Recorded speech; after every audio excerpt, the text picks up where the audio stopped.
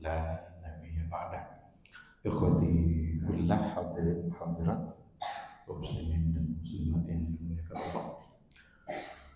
Bersyukur kita kepada Allah Subhanahu wa taala untuk semua nikmat yang selalu ada kapan dan dimanapun kita berada. Selalu saja di situ ada nikmat Allah. Malam hari ini alhamdulillah salah satu dari nikmatnya kita diizinkan untuk bertemu, berjumpa di majelis ilmu. Mudah-mudahan perjumpaan kita di majelis ilmu merupakan perjumpaan yang didasarkan kepada ukhuwah dan semangat untuk mendapatkan ilmu pengetahuan. Kita berharap malam hari ini kita mendapatkan doa-doa baik dari para malaikat, karena memang itu kata Rasulullah Sallallahu Alaihi Wasallam, "Sallat alaihimul malaikah." Para malaikat berdoa untuk mereka yang berada di majelis ilmu. Dan kita berharap mudah-mudahan di masa yang akan datang kita selalu dimudahkan untuk bermajelis yang dengannya kita bisa melihat di sisi Allah Azza wa Jalla. Ikhwati fillah, sebagai umat Nabi Muhammad Sallallahu Alaihi Wasallam, maka pantas pula kita untuk banyak-banyak bersalawat dan bersalam. Mari sama-sama kita doakan, kita berikan doa-doa baik untuk dia yang kita cintai dan dia yang harus memang pada kita cintai, yaitu Rasulullah Sallallahu Alaihi Wasallam. Allahumma salli ala Muhammad wa ala ali Muhammad. Mudah-mudahan di hari mahsyar kita pantas untuk mendapatkan syafaat dari beliau, dan pantas pula untuk mendapatkan minuman yang dituangkan langsung oleh Nabi kita dari telaganya. Jangan sampai menjadi orang yang terusir dari telaga Rasulullah Sallallahu Alaihi Wasallam. Ma'asyiral hadirin wal hadirat, rahimani Allah wa iyyakum. Kembali malam hari ini kita akan melanjutkan kajian kita hadis-hadis yang ada dalam kitab Bulughul Maram. Kita sudah sampai pada bab yang berkaitan dengan mandi dan hukum janabah. Kita masuk pada hadis yang ke-7 dari bab ini, atau hadis yang ke-105 kalau dihitung dari awal. Qala al-musannif rahimahullah, wa an Samurah ibn Jundub radhiyallahu anhu qala Rasulullah sallallahu alaihi wasallam, man tawadda'a yawmal jumu'ah fa biha wa ni'mat, wa man iktasala falghuslu afdal. Rawahu al-khamsah wa hassanahu at-Tirmidzi. Datang dari Samurah ibn Jundub, ini salah seorang dari sahabat Rasulullah sallallahu alaihi wasallam. Samurah ibn Jundub al-Fazari. Samurah ibn Jundub al-Fazari. Dia pernah menjadi gubernur di Basrah. Beliau seorang sahabat yang pernah menduduki jabatan di Basrah. Dia berkata, qala Rasulullah sallallahu alaihi wasallam, berkata Rasulullah sallallahu alaihi wasallam, man tawadda'a yawmal jumu'ah fa biha wa ni'mat. Barang siapa yang berwudu di hari Jumat, fa biha wa ni'mat, maka itu sangat baik. Wa man iktasala fal ghuslu afdal. Dan siapa yang mandi, maka mandi itu lebih afdal, lebih baik. Jadi siapa yang hanya sekedar berwudu saja, udah apa-apa, itu baik. Fa biha wa ni'mat. Tapi kalau seandainya dia mandi, berarti tidak sekedar berwudu, al-ghuslu afdal, maka mandi itu lebih baik. Nah, ini menyambung dari apa yang dibahas sebelumnya terkait dengan hukum mandi di hari Jumat. Karena kalau kita tengok pada pertemuan yang sebelumnya, kalau kita masih ingat, ada di antara ulama yang mengatakan hukumnya wajib, ada di antara ulama yang mengatakan hukumnya tidak sampai ke tingkat wajib.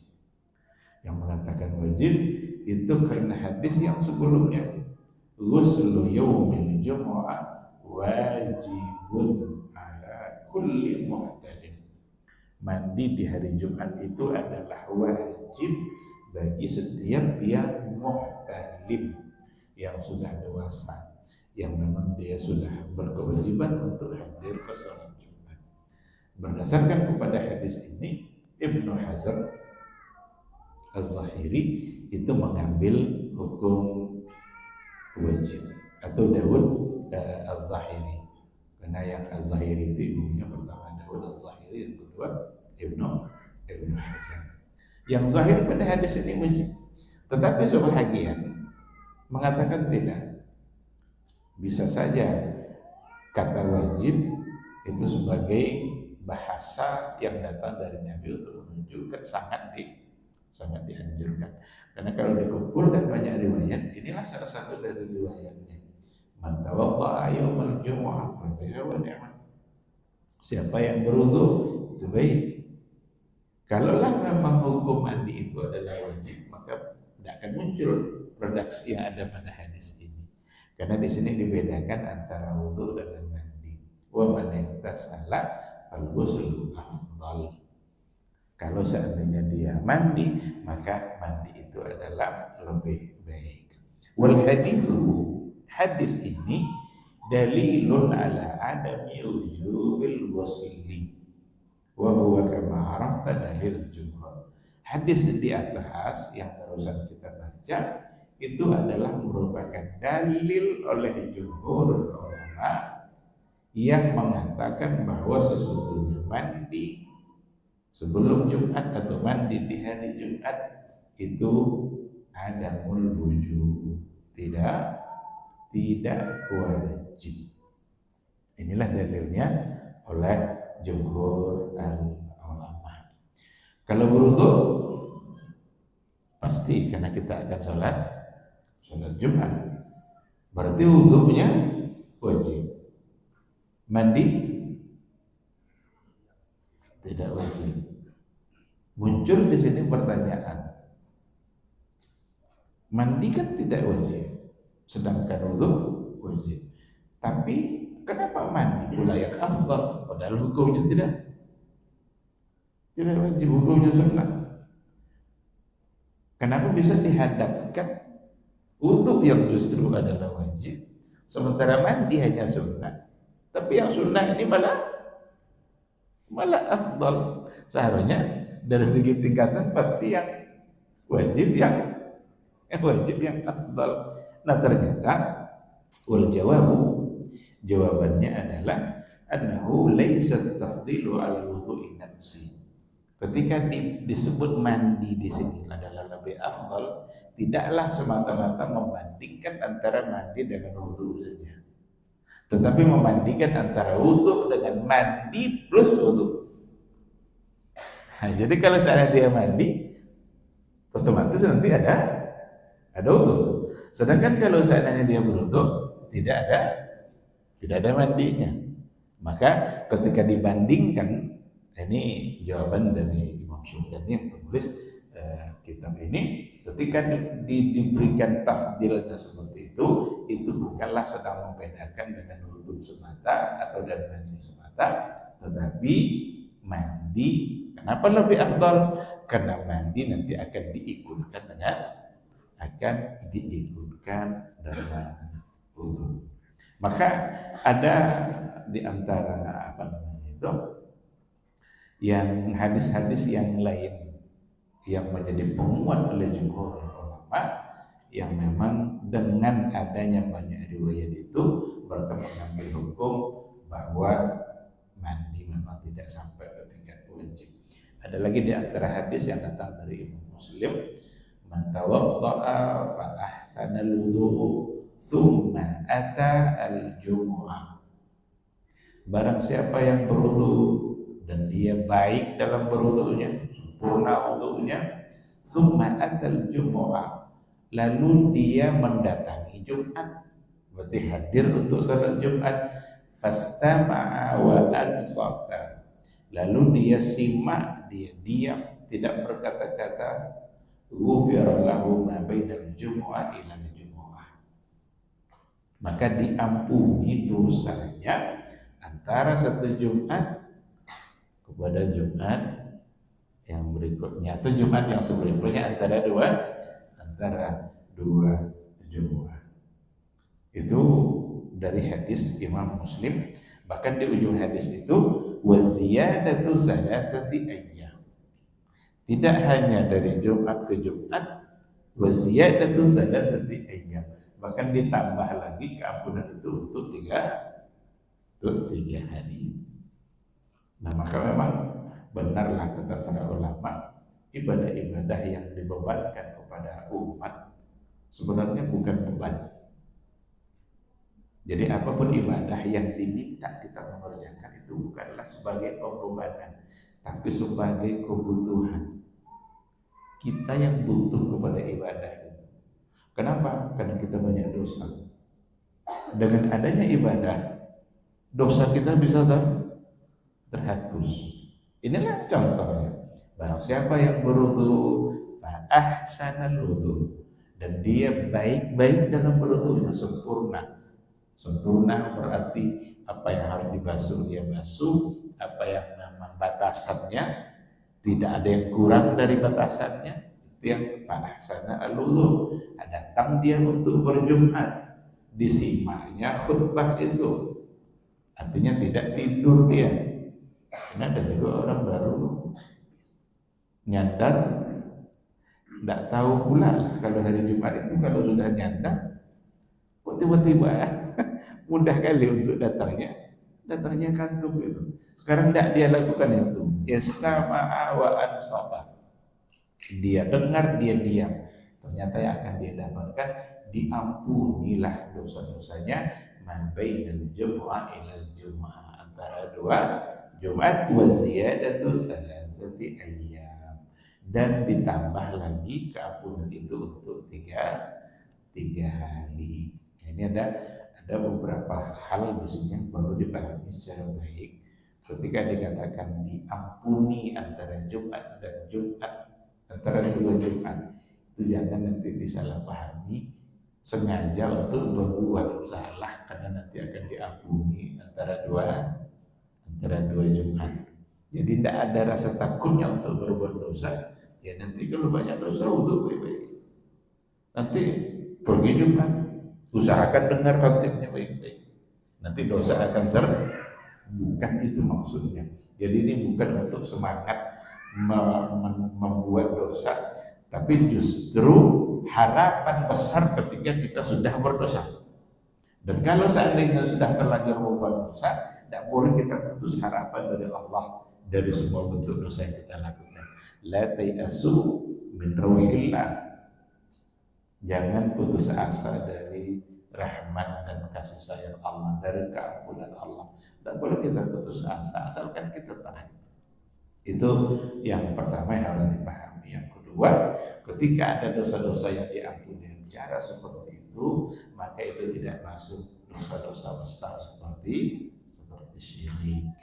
Syirik tidak mungkin gugur oleh itu, karena memang kita harus menyatakan taubat dan keampunan kita kepada Allah. Dan tidak gugur juga nanti dosa-dosa kesalahan yang berhubungan dengan hak manusia. Tapi berhubungan dengan hak Allah, Allah siap untuk mengampuninya. Kadang mata yang salah pandang, kadang lidah yang salah ucap, kadang telinga yang mendengarkan hal-hal yang Allah murka. Maka kalau kita tengok, kita berwudu itu dan kita basuh itu sumber-sumber dosa. Rata-rata yang kita basuh itu adalah sumber dosa. Dan Rasul katanya tidaklah berwudu seorang muslim kecuali saat dia membasuh wajahnya cucuranlah air, maka berguguranlah dosanya seiring dengan tetesan air. Dibasuh pula tangan, berguguran pula dosa yang dilakukan oleh tangan. Kaki berguguran pula dosa yang dibasuh oleh air itu, berguguran pula dosa yang dilakukan oleh kaki. Begitulah rahmat dan kasih sayang Allah. Maka kalau untuk hubungannya dengan hak manusia tidak boleh. Pokoknya utang takkan gugur dengan memperbaiki wudhu. Yang namanya utang tetap saja utang. Apakah otomatis berutang banyak lalu berwudhu sempurna? Apakah lunas? Tidak. Tapi Allah mau tidak melunasinya ketika kita bersalah atas hak untuk hak dia. Mau. Itu tandanya bahwa Allah sangat penyayang dan jauh lebih penyayang dibandingkan dengan sesama manusia. Ikhwati fillah, ma'asyiral hadirin wal hadirat rahimani Allahu wa iyyakum. Maka jumhur ulama berdasarkan kepada hadis di atas diambil hukum bahwa mandi di hari Jumat itu tidaklah wajib, berarti hanya sekedar sunnah. Baik, kita masuk pada hadis yang berikutnya, datang dari Ali ibnu Abi Thalib. An Ali radhiyallahu taala anhu qala, kana Rasulullah sallallahu alaihi wasallam yuqri'una al-Qur'an ma lam yakun junuban. Rawahu al-khamsah. Wa hadza lafz at-Tirmidzi wa sahahahu wa hasanahu Ibnu Hibban. Datang dari Ali ibnu Abi Thalib, semoga Allah meridainya, dia berkata, karena Rasulullah sallallahu alaihi wasallam adalah Rasulullah sallallahu alaihi wasallam yuqri'una al-Qur'an, selalu membacakan kepada kami Al-Qur'an, ma lam yakun junuban, selama dia tidak dalam keadaan junub. Berarti tidak dalam keadaan hadas besar, karena janabah itu adalah hadas besar. Ini datang dari Ali. Ali saya kira adalah yang sangat masyhur, tapi jangan sampai salah kita dalam menilai Ali sebagaimana kesalahan yang terjadi pada orang-orang Syiah. Orang-orang Syiah bersifat ulu kepada Ali bin Abi Thalib. Bahkan ada di antara Syiah yang Rafidhah, yang gulatus Syiah itu yang menuhankan Ali, sampai dianggapnya Ali. Bahkan ada sebagian menganggap Ali lah sebenarnya yang Nabi. Seharusnya Jibril itu memberikan wahyu itu kepada Ali, tapi keliru Jibril, salah Jibril diberikannya kepada Nabi Muhammad. Ini pasti tidak bisa diterima. Kalau tersalah itu kan sekali, 2 kali itu baru tersalah. Kalau 23 tahun berarti tersalah terus. Ini kurang akal juga kayaknya orang Syiah dengan alasan-alasan yang dibuat-buat. Padahal Ali adalah seorang sahabat yang mulia, tapi jangan ditempatkan Ali lebih dari yang seharusnya, biar kita tidak terjebak kepada sikap ghulu sebagaimana ghulunya orang-orang Syiah. Datang hadis ini dari beliau. Dipahami dari hadis itu Rasulullah sallallahu alaihi wasallam yuqri'una. Jadi bukan yaqra'u, yuqri'u berarti fiilnya adalah aqra'a, membacakan. Kalau qara'a itu membaca, tapi kalau aqra'a membacakan.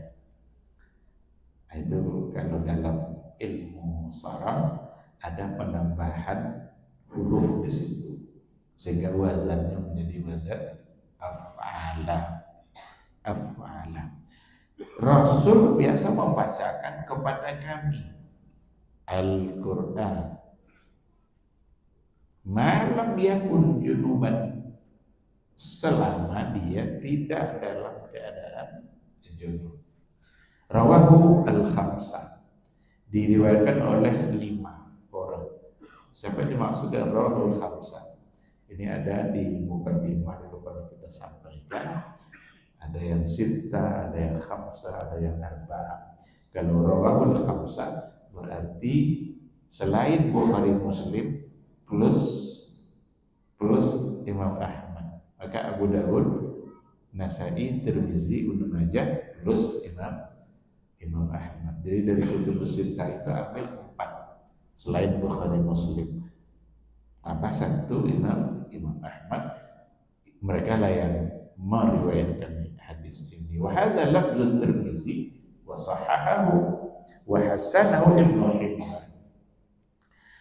Di sini dikatakan bahwa ada dalam naskah yang lain Bulughul Maram itu bukan sahahu Tirmizi, tetapi hasanahu at-Tirmizi wa sahahahu Ibnu Hibban.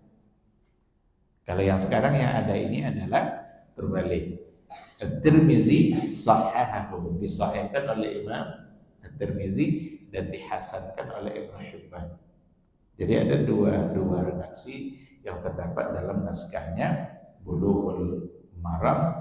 Ternyata itu juga menjadi catatan oleh para ulama. Karena biasanya untuk Tirmizi, kalau disebut Tirmizi kadang sering yang ada di situ hasanahu, dihasankan oleh Tirmizi, disahihkan Ibnu Hibban.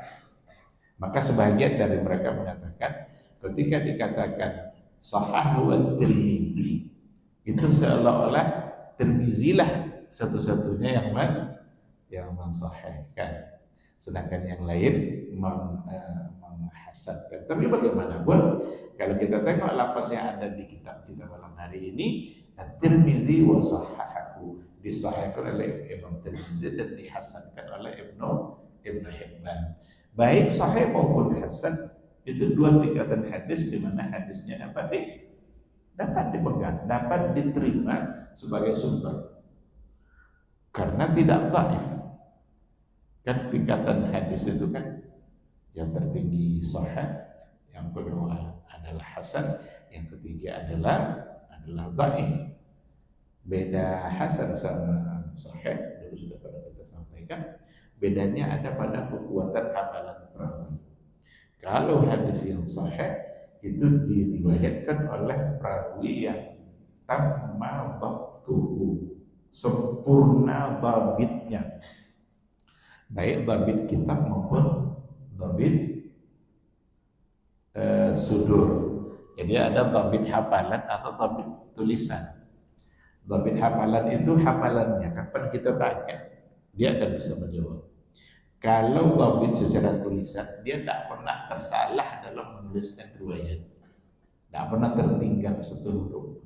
Artinya catatannya dapat dipegang. Nah, kalau hadisnya sahih, sempurna dhabitnya itu. Sedangkan hadis hasan agak kurang. Qalla dhabtuhu, kurang sedikit dhabitnya dibandingkan hadis perawi untuk hadis yang sahih. Tapi untuk diketahui, hasan pun jika hadisnya sampai ke tingkat hasan, maka hadis itu dapat diterima sebagai sumber hukum. Apa yang ada di dalamnya itu bisa dipegang karena dia sampai pada status, setidaknya sampai pada hasan. Beda nanti dengan dhaif. Kalau dhaif kan tidak diterima oleh para ulama, kecuali sebagian yang sedikit agak mutasahil membolehkan hadis dhaif untuk penyemangat amal. Jadi bukan untuk menambah amal baru, tidak, untuk menyemangatkan kita untuk mengamalkan amal-amal yang sudah ada. Jadi pasti ada amalnya, biar semangat. Ada hadis umpamanya tapi dhaif, dengan catatan juga ketika dhaifnya tidak terlalu kurang. bukan syadidul dhaf. Kalau terlalu parah itu tidak bisa.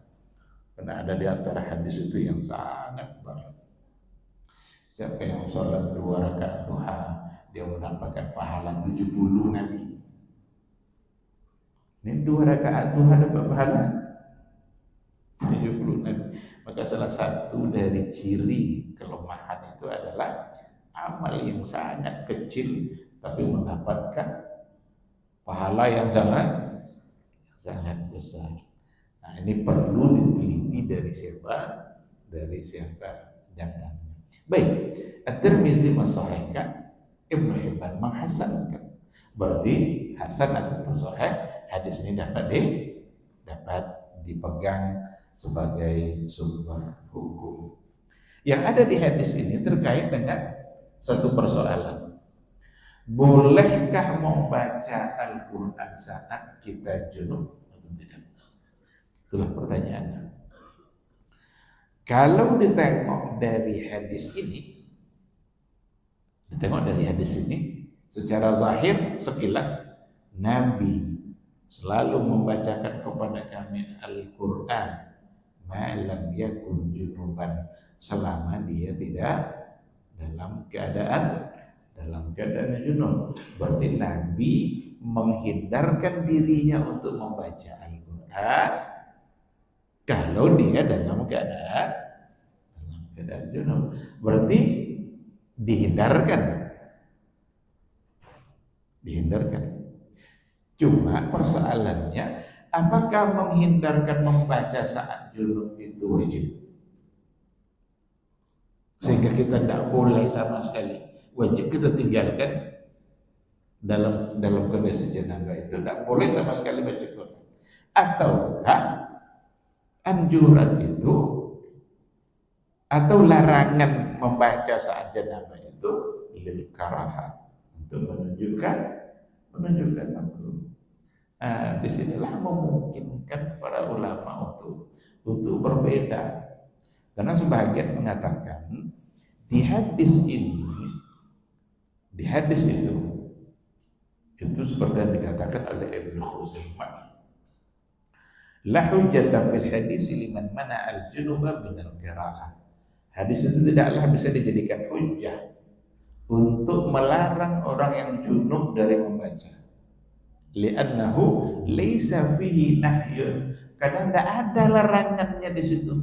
Wa inna ma hiya hikayah, itu hanyalah menceritakan hikayat bahwa Nabi tidak membacakan Quran kepada kami saat dia junub.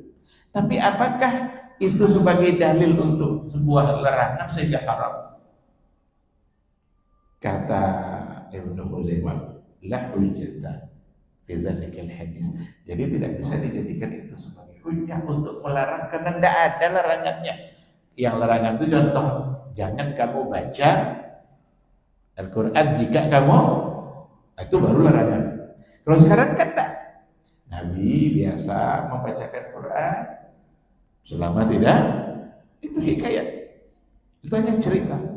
Maka disimpulkan berarti beliau mengatakan tidak sampai ke tingkat haram. Warawal Bukhari an Ibni Abbas, Imam Bukhari meriwayatkan dari Ibnu Abbas, annahu lam yara bil qira'ati lil junubi ba'san. Jadi ada riwayat Imam Bukhari yang datang dari Ibnu Abbas bahwa sesungguhnya dia memandang tak mengapa atau tidak ada masalah kalau seandainya orang junub itu membaca Al-Quran. Itu datang dari Imam Bukhari dari Ibnu Abbas. Andai kan tidak ada riwayat itu, mungkin dari sisi riwayat yang ada, mungkin para ulama bisa menyepakati hukum keharamannya. Tapi karena ada pula yang datang dari Imam Bukhari, tentu jadi berimbang ya, apalagi Imam Bukhari. Kalau ini kan pertimbangannya Imam Tirmizi, Ibnu Hibban, ini Imam Bukhari. Imam Bukhari biasanya hadisnya disepakati kesahihannya oleh ulama-ulama yang lain. Cuma jika dikumpulkan banyak hadis, cenderung memang Nabi selalu meninggalkan. kalau sudah selalu meninggalkan, apalagi kalau bukan menjadi terlarang.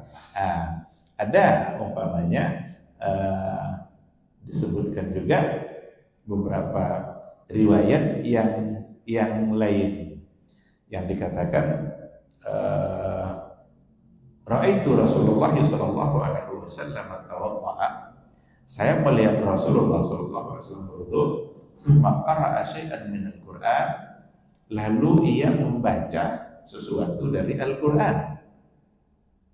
Summa qala. Setelah itu dia berkata, hakadza liman laysa bijunub. Begitulah seharusnya bagi orang yang tidak dalam keadaan junub.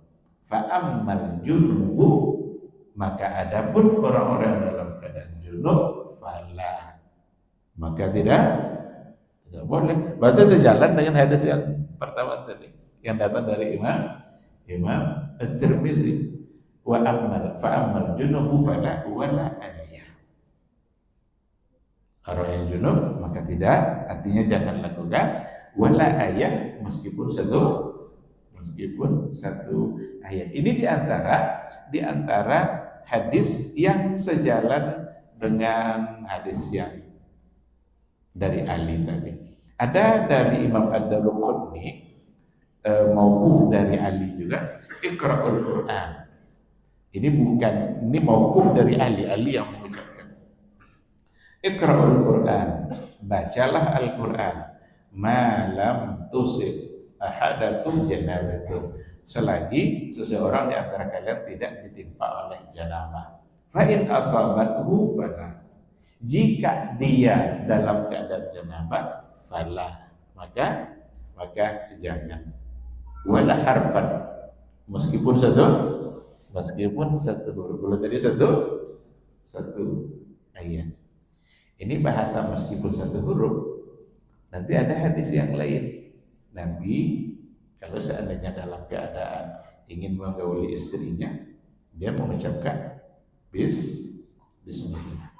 Andaikan menggauli itu berulang, berarti dalam keadaan janabah, dan Nabi mengucapkan bismillah. Bismillah itu ayat tidak? Berarti mengatakan meskipun satu huruf, sedangkan bismillah itu sudah berapa huruf? Maka Nabi membaca. Tapi dibantah oleh yang tadi itu, ketika dibacakan bismillah, laisa qasidan lil qiraah. Maksudnya bukanlah untuk baca Quran. Jadi ini sekarang maksudnya sengaja untuk beribadah membaca Quran dari orang yang dalam keadaan junub. Sengaja ini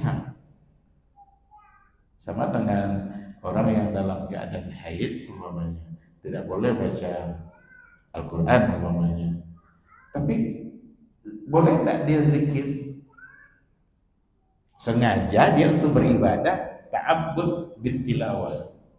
Ini yang telah. Tapi kalau zikir, ada tak alhamdulillahirabbil alamin?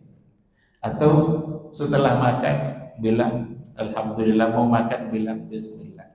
Itu bukan qasidan lit ta'abbud, bukanlah sengaja untuk beribadah dalam bentuk membaca Al-Quran.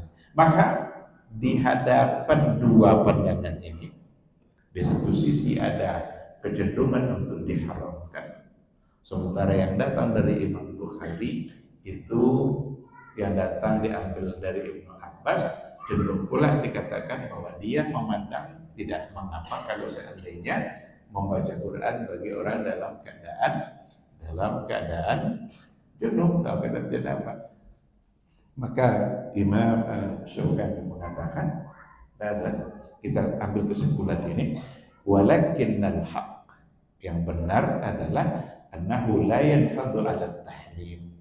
Memang sulit untuk dikatakan bahwa hukumnya sampai ke tingkat haram, bal yahtamilu annahu taraka dzalika halal janabah lil karahah.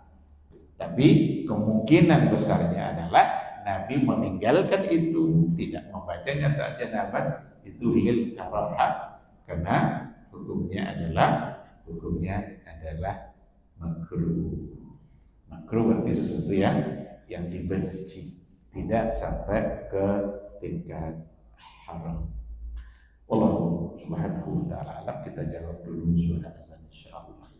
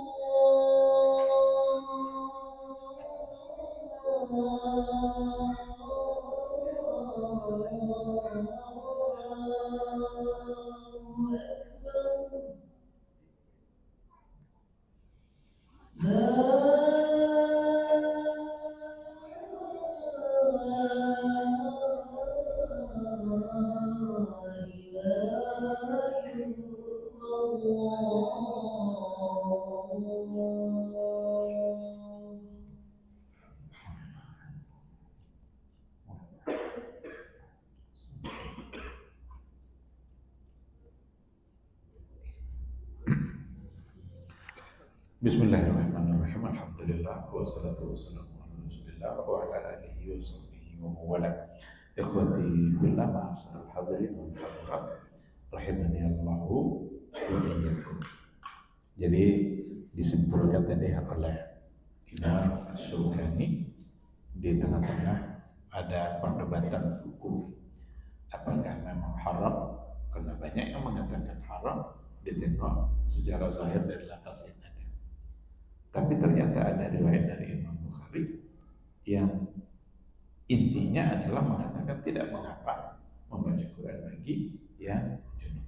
Maka disimpulkanlah oleh beliau, al-haq memang sulit untuk dikatakan sampai ke tingkat haram, dia tidak langsung dalam bentuk larangan. Itu hanya hikayat tentang bahwa Nabi membaca Quran dan biasa membacakan kecuali dalam kondisi dalam junub, dan diambillah di situ setidaknya kemungkinan besarnya adalah lil karahah. Namun bagi kita ya, tidak juga kita mesti berlama-lama dalam kondisi junub. Maka tidak ada orang sampai sehari itu junub. Kan junub mandi selesai. Beda nanti kondisinya dengan wanita haid yang memang bisa 8 bulan. Maka ada perbedaan kalau di kalangan para ulama, ada yang membolehkan untuk membaca. Tapi kalau junub itu kondisi di mana kita bisa segera untuk mengangkat janabah. Tidak mestilah kita menyibukkan diri dengan Quran sementara kita melalaikan mandi. Maka segera saja untuk mengangkat janabah itu dengan cara mandi.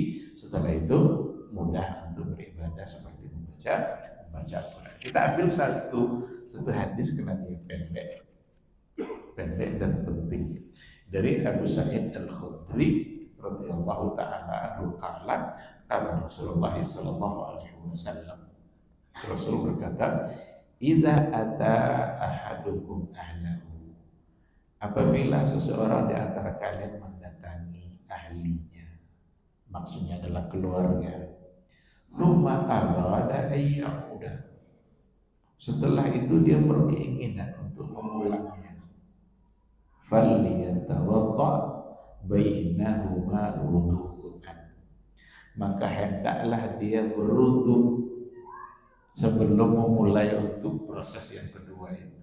Berwudu antara keduanya wudu'an, berarti benar-benar berwudu seperti dia akan sholat. Rawahu Muslim. Hadis ini riwayat Imam Muslim. Zada Al-Hakim, ada tambahan lafaz dari Imam Al-Hakim, artinya tidak berhenti sampai falyatawadda wudu'an, ada tambahannya fa innahu ansyatu lil audi, karena dengan berwudu itu membuat lebih bersemangat, lebih fresh, lebih segar untuk mengulang perbuatan itu. Nah, ini hadis riwayat Imam Muslim yang dihukumkan oleh para ulama sebagai hadis yang sahih.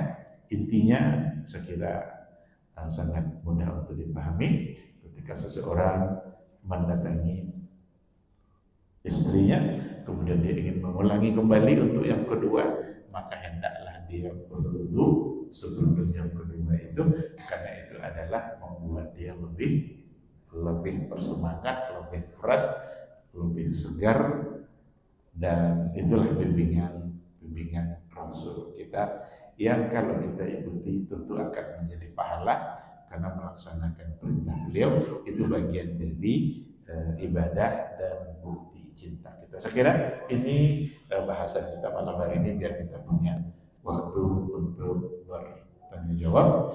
Kalau seandainya ada yang perlu untuk didiskusikan, dipersilahkan.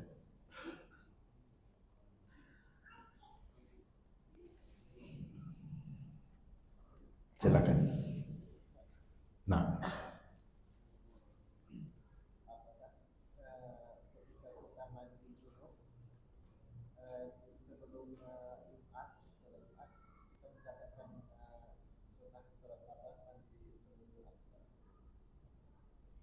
berarti menggabung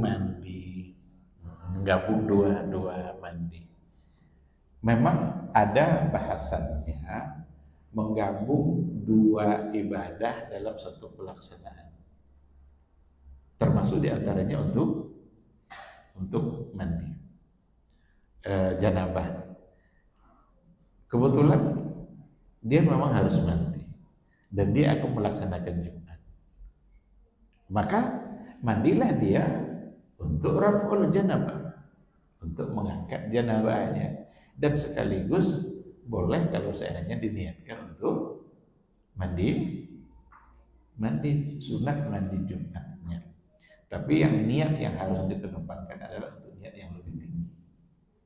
Kan tidak mungkin pula mandi dulu untuk janabah, nanti lap-lap badan dulu, keluar dari kamar mandi, masuk lagi untuk mandi.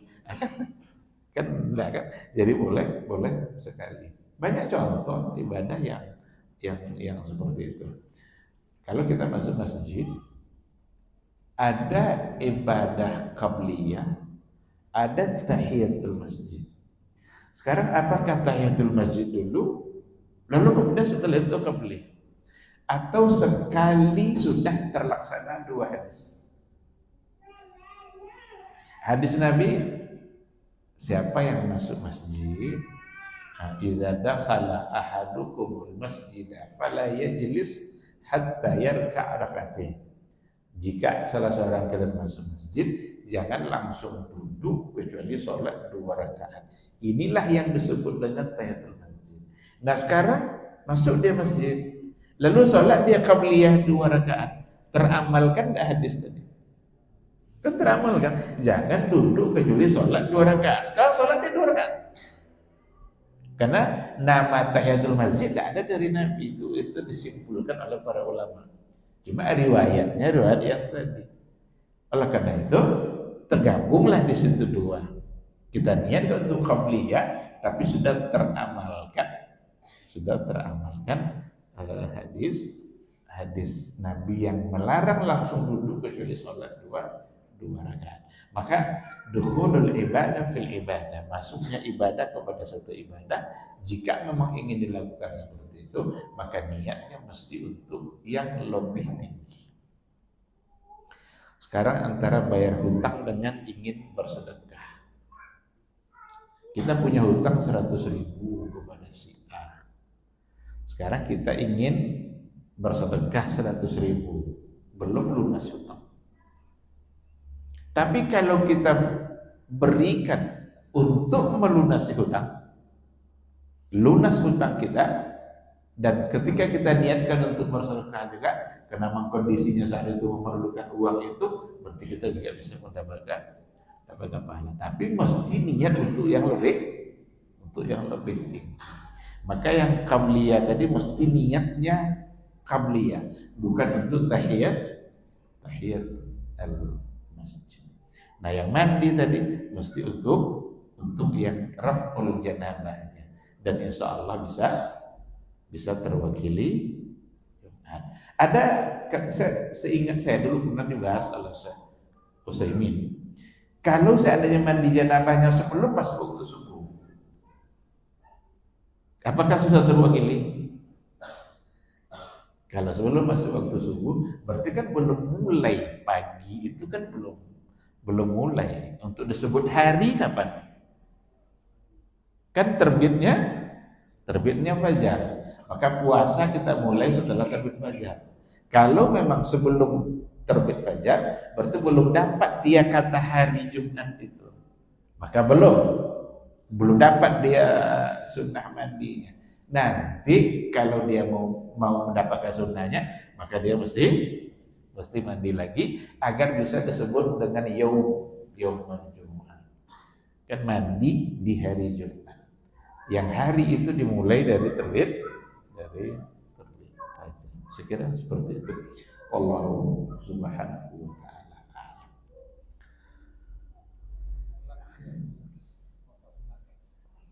Puasa sunat yang bayar hutang.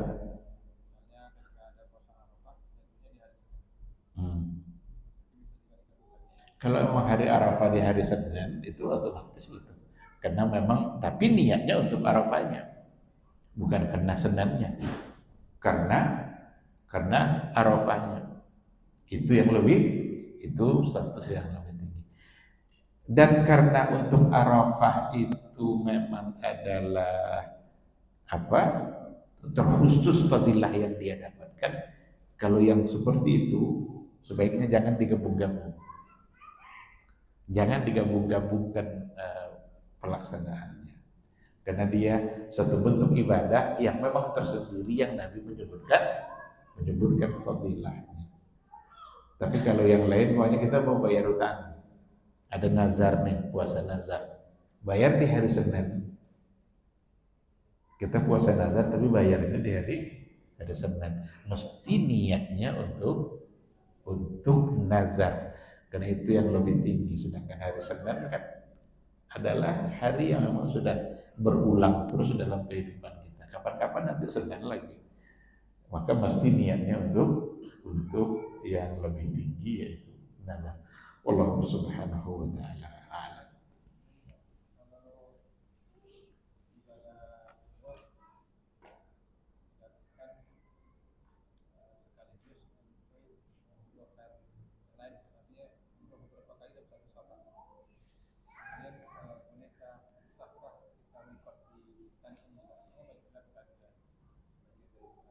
Iya. Dia persoalan mengulang-ulang umroh ini memang bukan hukum yang disepakati. Ada di antaranya yang membolehkan, tapi banyak yang tidak membolehkan.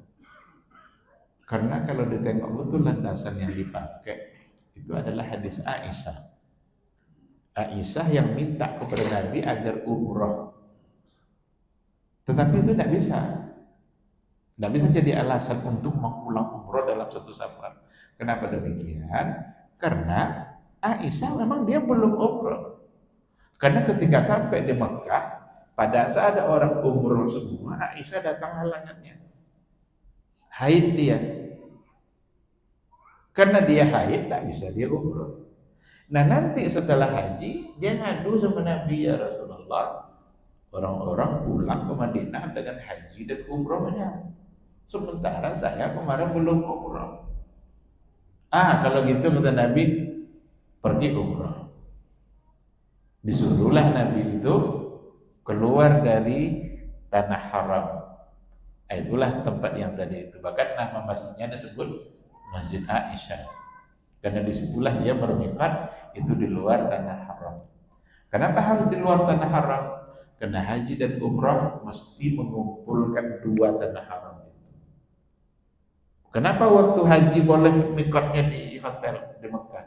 Karena nanti akan pergi ke Arafah, dan Arafah tidak tanah haram. Sedangkan umrah hanya di Masjidil Haram saja, maka mesti memulainya dari tanah haram. Nah, ketika itu disuruhlah Aisyah itu ditemani oleh Abdurrahman bin Abi Bakar, karena dia semahram. Nabi kan hanya menyuruh Abdurrahman bin Abi Bakar untuk menemani. Kan seharusnya kan Abdurrahman kan umroh aja sekalian kan. Kenapa capek-capek hanya menemani aja? Maka tidak ada riwayat yang bukan yang sahih, yang memang yang menunjukkan bahwa dianjurkan untuk mengulang-ulang dalam satu safar. Bahkan Syekh Atiyah Muhammad Salim dulu di majelisnya di Masjid Nabawi, dia pernah mengatakan begini, andaikan waktu yang dia habiskan untuk pergi mengulang umrah, balik dia untuk umrah, keluar dari tanah haram begitu, itu nanti tahu, jika waktu itu digunakannya untuk baca Quran di Masjidil Haram, itu jauh lebih baik ketimbang melakukan hal-hal yang tidak jelas anjurannya. Nah, tapi ada di antara sebagian ulama yang mengatakan, bahkan kalau nggak salah ada fatwa dari Syekh bin Baz atau dari mana, yang membolehkan untuk melakukan umrah berulang-ulang. Maka kadang itu pula yang dijual oleh travel itu kan. Nah, kalau mau sama kami minimal umrah 3 kali. Banyak pula orang tertarik, daripada sekali mending 3 kali. Sekarang umrah untuk dia, umrah untuk ayahnya yang sudah meninggal, yang ketiga nanti umrah untuk ibunya yang sudah meninggal. Apa ya? Tidak diumrohkan aja sekalian seluruh keluarga yang sudah mati-mati itu. Hari ini, hari ini, hari ini. Jadi nampaknya ini masalah yang memang bukan masalah yang disepakati, tapi ada yang membolehkan, tapi banyak yang tidak membolehkan. Allah subhanahu wa ta'ala. Belum lagi persoalannya nanti, apakah ada istilah badal umroh? Kalau badal haji, jelas. Kalau umroh kan berarti terpisah. Cuma ketika umrohnya bersamaan dengan haji, untuk tamattu, tidak ada persoalan. Itu hadisnya hadis syukruma. Boleh membadalkan, menggantikan orang lain dalam melaksanakan haji dengan syarat orangnya sudah meninggal. Jangan orangnya masih hidup. Kalau orang masih hidup ya nggak bisa. Karena nanti biarlah dia sendiri yang melaksanakan.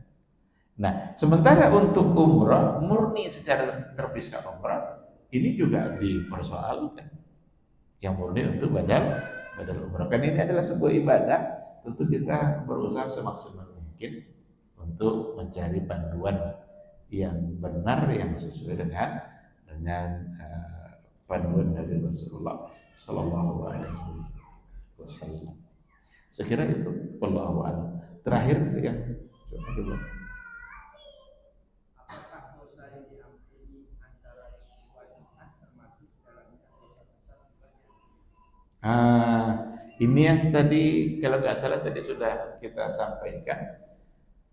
Ghufira lahu ma bainal jumu'ah ila jumu'ah, diampunilah dosa-dosanya antara dua Jumat. Itu kalau dosa besar itu memang kita mesti menyatakan keampunan dan taubat kita kepada Allah. Syirik umpamanya, mesti kita nyatakan taubat kita dari perbuatan syirik itu. Dia tidak akan terampuni sebegitu saja. Dan banyak hadis-hadis Nabi, antara satu umrah ke umrah berikutnya, antara Jumat ke Jumat berikutnya, antara Ramadan ke Ramadan berikutnya, itu bisa mengampuni dosa di antara keduanya. Hadis yang antara umrah ke umrah itu dijadikan alasan oleh orang sebagian untuk mengulang-ulang umrah. Kan Nabi bilang dari umrah ke umrah, berarti boleh ulang-ulang. Tapi kan bukan tidak mesti mengulang-ulang itu dalam satu safar tadi, kan bisa aja tahun ini, tahun depan, atau satu tahun itu mungkin dia dua kali. Tapi sekali lagi ini masalah yang diperselisihkan. Ada yang membolehkan. Seandainya ingin mengikuti pendapatnya ada yang membolehkannya, silakan saja. Nah, kalau nggak salah sedikit pas itu termasuk yang membolehkan. Wallahu a'lam. Baik, terima kasih. Saya kira kita cukupkan sampai di sini. Insyaallah kita sambung pada pertemuan yang akan datang. Semoga majelis kita diberkahi oleh Allah dan semoga kita selalu dimudahkan untuk bermajelis. Amin amin ya rabbal alamin. Subhanakallahumma wa bihamdika asyhadu an la ilaha illa anta astaghfiruka wa atubu ilaik. Wassalamualaikum warahmatullahi wabarakatuh.